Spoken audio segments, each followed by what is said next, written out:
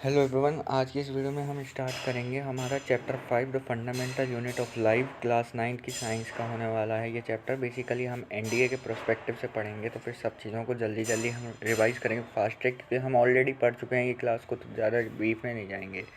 तो ये कुछ एक सेल की डेफिनेशन है जो इम्पोर्टेंट है कि कोई भी एक ऐसा स्ट्रक्चर जैसे कि प्लांट या एनिमल का, वो हम माइक्रोस्कोप में देखते हैं तो ये काफ़ी सारे स्मॉल यूनिट से मिलकर बना हुआ होता है। ये देखने में मिलता है माइक्रोस्कोप में। इन स्मॉल यूनिट्स को ही हम सेल कहते हैं। ये इतने छोटे होते हैं कि हम इन्हें अपनी नेक्ड आइज से, नंगी आंखों से नहीं देख सकते। इसके लिए हमें काफ़ी पावरफुल माइक्रोस्कोप चाहिए। सिंपल माइक्रोस्कोप भी वैसे चलेगा। तो सेल की एक्चुअल में डेफिनेशन क्या है कि सेल एक लैटिन वर्ड से आया है। सेल एक लैटिन वर्ड है जिसका मतलब होता है एक छोटा सा रूम। तो सेल जो होता है वो सबसे smallest structural and functional unit होती है लाइफ की। दो टाइप के सेल्स प्रेजेंट होते हैं, प्रोकैरियोटिक सेल्स जो कि बैक्टीरियल सेल्स भी कहते हैं, और यूकैरियोटिक सेल्स जिन्हें हम प्लांट सेल्स या एनिमल सेल्स भी बोल देते हैं। माइक्रोस्कोप में कुछ ये इस तरीके से दिखते हैं जब हम इन्हें माइक्रोस्कोप में देखते हैं। तो ये बेसिकली सेल्स किसके हैं? कॉर्क। जो पहले सेल्स हमने ऑब्जर्व करे थे ना, रॉबर्ट हुक ने, उन्होंने यही सेल देखे थे अपने माइक्रोस्कोप में, कॉर्क। बेसिकली ये जितने भी सेल्स हैं ये सब डेड सेल्स हैं। तो सेल की डिस्कवरी रॉबर्ट हुक ने 1665 में करी थी, मगर डेड सेल देखा था क्योंकि कॉर्क देखा था। कॉर्क बेसिकली पेड़ की जो छाल होती है वो। Free living cells in pond water. Antonie Leeuwenhoek ने पहले लिविंग सेल्स देखे थे, जो कि उन्होंने किस में देखे थे? पॉन्ड के वाटर में। पॉन्ड का वाटर लिया और मन करा कि उसे माइक्रोस्कोप में देखें। माइक्रोस्कोप में देखा तो कई सारे बैक्टीरिया तैर रहे थे, और उनको और ज़्यादा जूम आउट करा तो वो बैक्टीरिया कई सारे लिविंग सेल्स से बने हुए थे। टाइम और ये डेट याद रखने की कोई ज़रूरत नहीं है, बस इनकी ये याद रखना है आपको कि ये कैसे हुआ था। न्यूक्लियस की खोज, जो सेल का ये कंपोनेंट होता है, जैसे ये अगर हमारा पूरा सेल है ना, तो न्यूक्लियस यहाँ ये बीच में ये न्यूक्लियस होता है। तो न्यूक्लियस जो है वो रॉबर्ट ब्राउन ने 1831 में पाया। प्रोटोप्लाज्म पुरकंजी ने दिया था। प्रोटोप्लाज्म क्या होता है कि देखो, एक सेल है वो पूरा लिविंग होता है, मगर उसमें नॉन लिविंग थिंग्स भी होता है, नॉन लिविंग थिंग मैटर भी होता है। तो जितना लिविंग थिंग मैटर है पूरे सेल में, उसको प्रोटोप्लाज्म हम कह देते हैं। सेल थ्योरी जो थी शेलेडिन और शेवॉन ने दी थी। अभी वो क्या है वो हम आगे देखेंगे। और ऑल सेल्स इसी में ही बाद में एडिशन कर दिए थे इधर इसके सेल थ्योरी के दो पोस्टुलेट से, मगर एक तीसरा पोस्टुलेट वर्चो ने और इसमें ऐड कर दिया कि जितने भी सेल्स हैं वो प्री एग्जिस्टिंग सेल्स से ही आए हैं। अभी हम देखेंगे कि क्या क्या होता है, वो सब हम देखेंगे। तो what are living organisms made up of? Living organism किससे मेड अप ऑफ बने हुए होते हैं? All living organism made up of cells. जितने भी लिविंग ऑर्गेनिजम्स हैं वो सेल से बने हुए हैं। सेल जो हैं वो आसानी से देखे जा सकते हैं एक ऑनियन पील के, ऑनियन के छिलके के। तो shape and size of a cell जो होता है वो वेरी करता है अकॉर्डिंग टू उनके फंक्शंस। ये क्यूबॉइडल भी हो सकते हैं, पॉलीगनल भी हो सकते हैं, एलिप्टिकल भी हो सकते हैं, स्मॉल और वेरी लार्ज कुछ भी हो सकते हैं। ये चीज़ें याद रखने वाली हैं कि जो सबसे स्मॉलेस्ट सेल इस दुनिया में एग्जिस्ट करता है वो करता है पीपीएलओ, जिसे हम माइकोप्लाज्मा, एक बैक्टीरिया होता है उसके होता है। जैसे पीपीएलओ का मतलब pleuro pneumonia like organism. Largest cell एक और एग होता है। स्मॉलेस्ट सेल हमारी बॉडी के अराउंड जो होता है वो रेड ब्लड सेल होता है। लार्जेस्ट सेल हमारी बॉडी में होता है नर्व सेल। कई जगह यहाँ पर स्पर्म भी आता है, मगर रेड ब्लड सेल ज़्यादा अप्रोप्रिएट है। माइकोप्लाज्मा की कॉलोनी है यहाँ। लार्जेस्ट एग, लार्जेस्ट सेल देख सकते हो ऑस्ट्रिच का। सबसे स्मॉलेस्ट सेल हमारी बॉडी का, सबसे लॉन्गेस्ट सेल हमारी बॉडी का न्यूरॉन होता है। ये याद रखने वाली बात है। Largest cell in our body, largest की जगह यहाँ पर टर्म लॉन्गेस्ट ज़्यादा अप्रोप्रिएट होता, तो यहाँ पर हम इसको काट देंगे बाद में। लॉन्गेस्ट ज़्यादा करिए अप्रोप्रिएट होता है यहाँ। ये लॉन्गेस्ट सेल है हमारा। अब देखते हैं यूनिसेल्युलर और मल्टी सेल्युलर ऑर्गेनिज्म के बारे में।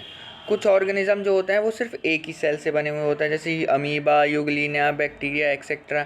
इन ऑर्गेनिजम्स को हम यूनिसेल्युलर ऑर्गेनिजम्स कहते हैं। वहीं पर कई सारे ऐसे सेल्स भी होते हैं, कई सारे ऐसे ऑर्गेनिज्म भी होते हैं जो काफ़ी सारे ग्रुप ऑफ सेल्स से बने हुए होते हैं। इनको मल्टी सेल्युलर ऑर्गेनिज्म कहते हैं। फंजाई, प्लांट, एक्चुअल में यहाँ फंजाई नहीं लिखना था। फंजाई एक्चुअल में क्या होता है कि जो फंजाई होता है वो यूनिसेल्युलर मल्टी सेल्युलर दोनों हो सकता है। एल्गी भी यूनिसेल्युलर मल्टी सेल्युलर दोनों हो सकती हैं। Different cell perform different functions in these organism. Every multi cellular organism have come in a single cell. जितने भी मल्टी सेल्युलर ऑर्गेनिज्म होता है पहले उनके पास सिंगल सेल ही होता है, मगर वो सेल डिवाइड होकर जैसे मान लो ये सेल था हमारा, ये सेल था, तो ये दो उसमें हमारे दो सेलों में टूट गए। दो सेलों में टूटने के बाद फिर ये एक सेल, ये एक सेल। सेल थ्योरी पहले ज़्यादा आसान रहेगी अगर मैं आपको सेल थ्योरी बता दूं तो। सेल थ्योरी में और सेल थ्योरी होता है सेलेडिन और शेवान ने दी थी। इसमें क्या था कि जितने भी प्लांट्स और एनिमल्स हैं वो सेल्स से बने हुए हैं। और इसी में ही एक और पोस्टुलेट क्या वर्चो ने ऐड कर दिया था, क्या कि जितने भी नए सेल्स होते हैं वो प्री एग्जिस्टिंग सेल्स से मिले हुए होते हैं। कहने का क्या मतलब है कि लेट सपोज हमारे पास यहाँ पर एक सेल है, ये दो हिस्सों में टूटा इस तरीके से, फिर ये और हिस्सों में टूटे, ये भी और हिस्सों में टूटा, फिर ये और हिस्सों में टूटा सिंगल, फिर ये और हिस्सों में टूटा, ये और हिस्सों में टूटा, ये और हिस्सों में टूटा, ये और हिस्सों में टूटा, ये और हिस्सों में टूटा। तो ऐसे करते करते करते करते एक पूरी साइकिल सी बन गई। ऐसे करते करते पूरी एक साइकिल सी बन गई। और यही जो साइकिल होती है हमारी, इसी साइकिल को ही हमने कहा कि जितने भी सेल हैं वो प्री एग्जिस्टिंग सेल से मिलकर बने हुए होते हैं। ये सेल थ्योरी में था।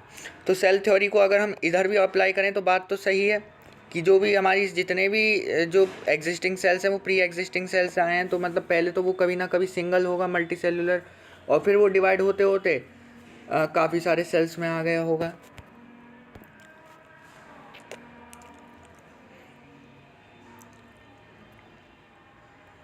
हम कहाँ थे? यहाँ पर थे। एवरी मल्टी सेल्युलर यहाँ तक थे। All the cells thus come from pre existing cells ओमनिस सेल्यूला सेल्यूले। मतलब जो वर्चो ने जो कहा था वो एक ये लैटिन भाषा में, इस भाषा में, अपनी भाषा में कहा था omnis सेल्यूलाए सेल्यूले।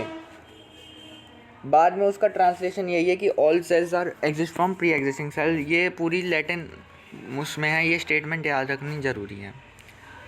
Cell which are produced from single cell may be differential and different structures in function. अलग अलगों के अलग अलग फंक्शंस हो सकते हैं। मल्टी सेलुलर ऑर्गेनिज्म में जो होता है डिवीजन ऑफ लेबर होता है। यूनिसेल्युलर में क्या होता है, जितने भी काम करने हैं वो सब उसे एक सेल को करना है। रेस्पिरेशन उसे खुद करना, फूड भी उसे खुद लेना, मतलब वो सब काम उसे खुद करने पड़ते हैं। मल्टी सेल्युलर में क्या होता है कि डिवीजन ऑफ लेबर हो जाता है, मतलब कि डिफरेंट जो एक्टिविटीज़ हैं वो डिफरेंट सेल करते हैं। यहाँ पर ये सेल है, जैसे अमीबा का यहाँ पर एग्जांपल दिया है आपको। ये अमीबा का और ये सूडोपोडिया क्या होता है, ये अलग प्रोसेस होती है, वो हमें पढ़नी है अभी। यूग्लिना का दिया है एकमात्र इस दुनिया का मिक्सोट्रॉफ जो हेटेरोट्रॉफिक न्यूट्रिशन और ऑटोट्रॉफिक न्यूट्रिशन शो करता है। ये हमारे पास एक प्रोकैरियोटिक सेल बैक्टीरिया का है। ये सब यूनिसेल्युलर ऑर्गेनिजम्स हैं। और ये देखिए ये सब मल्टी सेलुलर हैं, जैसे एक प्लांट हो गए, मशरूम्स हैं डिफरेंट टाइप के, ये मल्टी सेलुलर ऑर्गेनिजम्स आ गए। हम एनिमल्स हैं, ये भी मल्टी सेलुलर ऑर्गेनिजम्स हैं। अब हम देखेंगे स्ट्रक्चरल ऑर्गेनाइजेशन ऑफ सेल कि सेल में क्या क्या स्ट्रक्चर, मतलब क्या क्या अंदर होता है सेल के अंदर। तो ऑल सेल्स जो होते हैं वो इन तीन चीज़ों में सब पक्का होती है कि एक तो प्लाज्मा मेम्ब्रेन होती है, एक न्यूक्लियस होती है और एक साइटोप्लाज्म होता है। प्लाज्मा मेम्ब्रेन, न्यूक्लियस और साइटोप्लाज्म क्या होता है वो मैं बता देता हूँ। ये जैसे लेट सपोज हमारे पास ये एक सेल है, तो न्यूक्लियस तो ये होता है जो सारे, जैसे हमारा ब्रेन होता है ना पूरी बॉडी को कोऑर्डिनेट करता है, वैसे ही पूरे सेल को कोऑर्डिनेट करने वाला जो एक टाइप का उसका ब्रेन ही होता है वो न्यूक्लियस होता है। पूरे सेल के जो फंक्शन को करता है, जैसे यहाँ पर न्यूक्लियस है। सेल मेम्ब्रेन आप देख रहे होगे, ये डार्क सी जो जा रही है ना,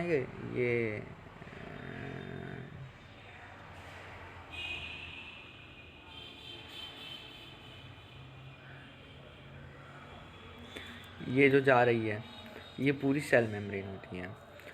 और जो इसके अंदर होता है, ये जो फ्लूइड टाइप का सब्सटेंस है जिसमें ये सब चीज़ें तैर रही हैं, ये जो आप ब्लू कलर का देख रहे हो, इसको हम कहते हैं साइटोप्लाज्म। तो ये 3 बेसिक चीज़ तो हर सेल में होती है। प्लांट सेल के पास एक एक्स्ट्रा चीज़ और क्या होती है कि उनके पास जो होता है एक कंपोनेंट होता है जिसे हम कहते हैं सेल वॉल।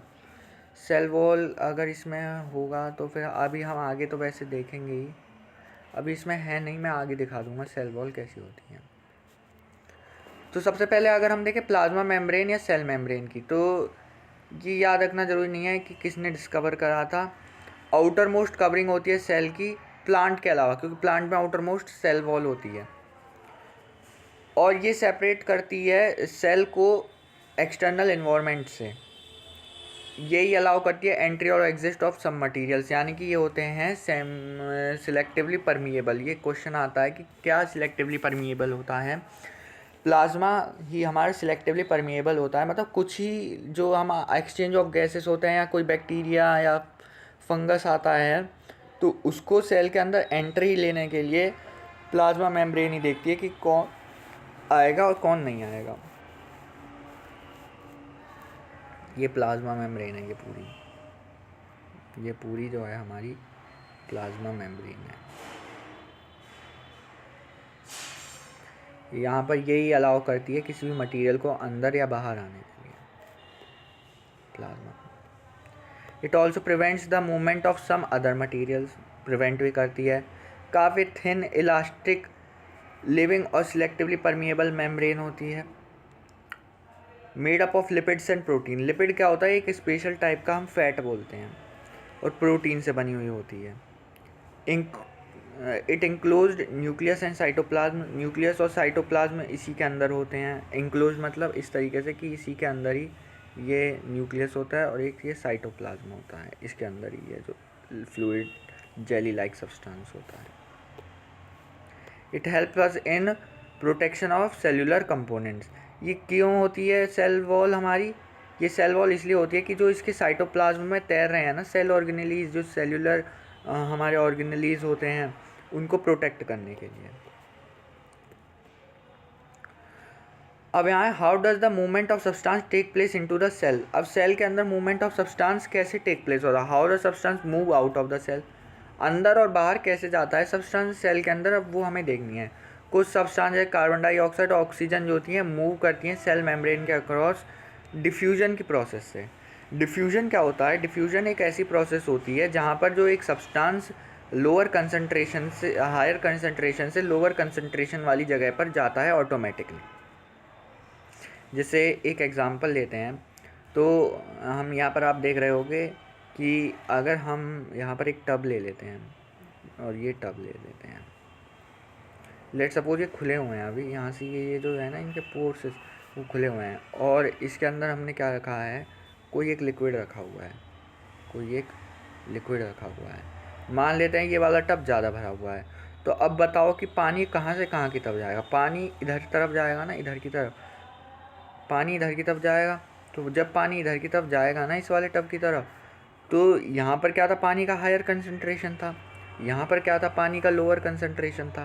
तो पानी जो है हाई कंसंट्रेशन से लोअर कंसंट्रेशन की तरफ जा रही है, इसी प्रोसेस को हम डिफ्यूजन कहते हैं। कब होता है डिफ्यूजन? इन केस ऑफ, कब होता है? In case of solids and liquids, solid and gas और सॉलिड के केस में डिफ्यूजन होता है, लिक्विड के केस में हम ऑस्मोसिस होता है। क्या डिफरेंस होता है वो हम अभी देखेंगे। तो हमने क्या देखा कि ये जो गैसेस हैं ऑक्सीजन, ये डिफ्यूजन के प्रोसेस के थ्रू जाती है।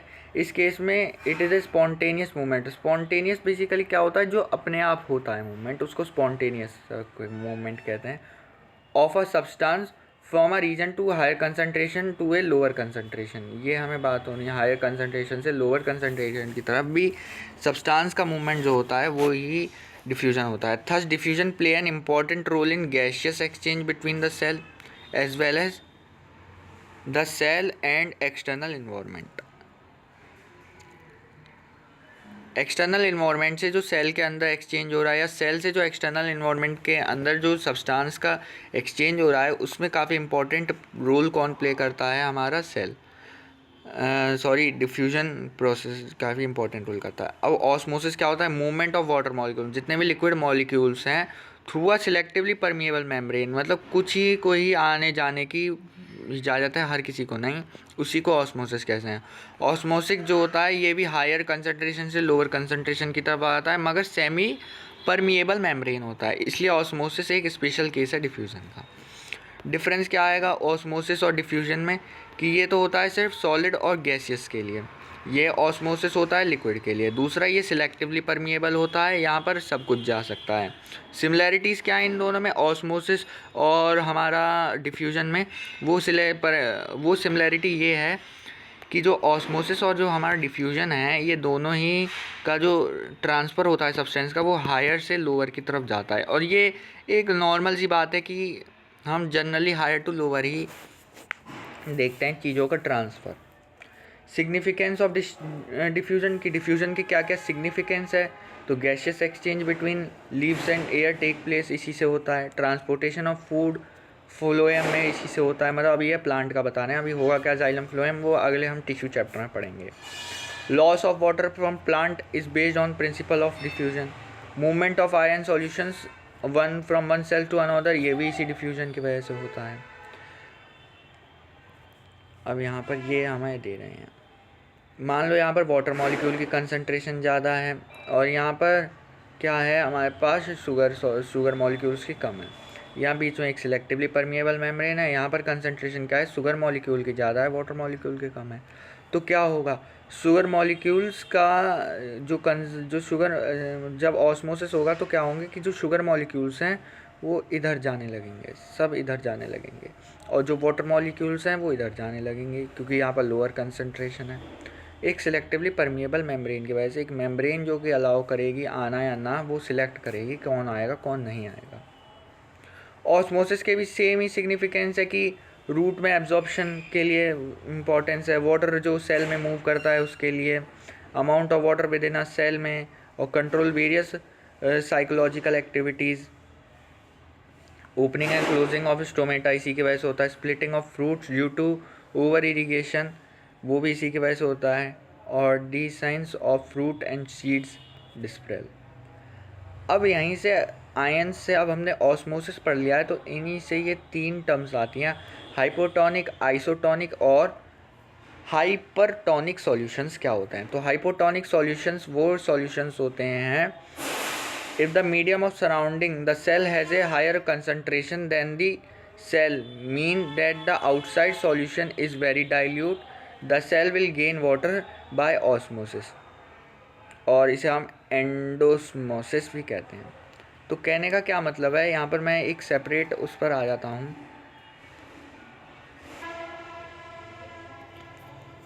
तो यहाँ पर हम क्या देख रहे हैं, ट्रांसपोर्टेशन देख रहे हैं, पैसिव ट्रांसपोर्टेशन ऑस्मोसिस का, ऑस्मोसिस के थ्रू कैसे सेल में ट्रांसपोर्टेशन हो रहा है। यहाँ पर जो आप ये रेड कलर का देख रहे हो, ये पार्ट, ये जो होता है ये हमने सेल कंसीडर करा हुआ है। यदि हाइपोटोनिक सॉल्यूशन में होगा तो सेल बल्ज आउट होगा, मतलब फटने को तैयार हो जाएगा, क्योंकि वाटर कंसंट्रेशन सेल के अंदर कम है और आसपास में ज़्यादा है, मतलब ज़्यादा डाइल्यूट है सॉल्यूशन, आयंस कम है, तो जितने भी आयंस होंगे वो सेल के अंदर चले जाएंगे। अब हाइपरटोनिक में क्या होता है, हाइपरटोनिक में होता है कि बाहर तो पानी की मात्रा कम है मगर अंदर सेल के अंदर ज़्यादा है। तो अब हायर कंसंट्रेशन क्या हो गई, सेल हो गया, और लोअर कंसंट्रेशन क्या हो गया, हमारे बाहर आउटसाइड द सराउंडिंग। तो पानी जो है वो बाहर जाने लगेगा सेल से, जिससे सेल श्रिंक हो जाएगा, सिकुड़ जाएगा। आइसोटोनिक में क्या होता है, जहाँ पर दोनों की ही कंसंट्रेशन इक्वल हो, जहाँ बाहर में भी पानी की कंसंट्रेशन इक्वल हो और अंदर सेल के अंदर भी इक्वल हो, तो पानी कहीं पर भी मूव नहीं करेगा, तो सेल नॉर्मल रहेगा। तो यहाँ से हम ये देख रहे हैं कि वाटर जो है हाइपोटोनिक एरिया की तरफ जा रहा है, वहीं जा रहा है जहाँ हाइपोटोनिक एरिया है। हाइपोटोनिक एरिया मतलब जहाँ पर वाटर की कंसंट्रेशन कम है वहाँ पर जा रहा है।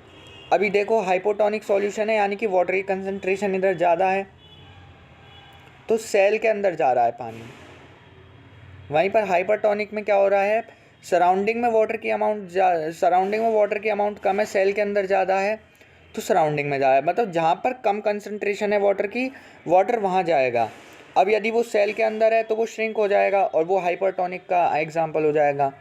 और जहाँ पर सेल में ज़्यादा है तो वो बाहर कम है, बाहर ज़्यादा है तो फिर वो सेल के अंदर जाएगा, जिससे सेल बल्स्ट आउट हो जाएगा, सेल के अंदर कम कंसंट्रेशन होगा पानी का, तो वो जो होगा हाइपोटोनिक। आइसोटोनिक में मतलब सेम ही कंसंट्रेशन होती है, दोनों एक ही में ही रहते हैं, आपस में ही खुश रहते हैं।